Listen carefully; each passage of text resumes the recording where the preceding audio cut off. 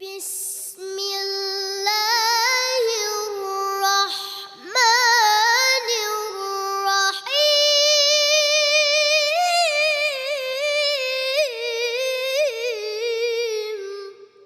بالخصوص د ګردې د بیماری د پاره بعضې وخت د انسان ګرده کې کاڼې وي او بعضې وخت ګردې فیل شي هېڅ علاج یې نشته او زه تاسو ته علاج ښیم.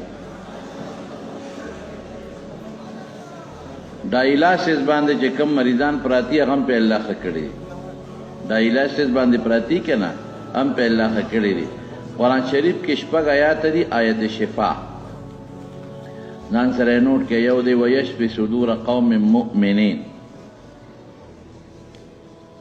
ويشفي صدور قوم مؤمنين بیا ځان سره چې حافظ نه برابر کې. دویم دی وننزل من القرآن ما هو شفاء ورحمة للمؤمنين وننزل من القرآن ما هو شفاء ورحمة للمؤمنين. دریم دی يخرج من بطونها شراب مختلف ألوانه فيه شفاء للناس.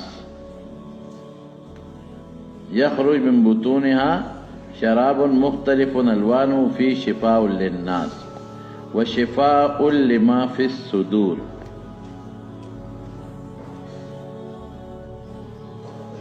قل هو للذين آمنوا هدى وشفاء.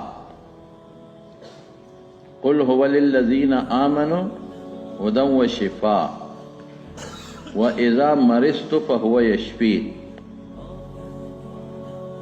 دا شپږ آیتونه دي. بهتره طریقه خو دا ده چې دا په قلم باندې یا په مارکر باندې په پرچ یا په پلیټ کې ولیکلی شي هغه اوبه مریض وڅکي.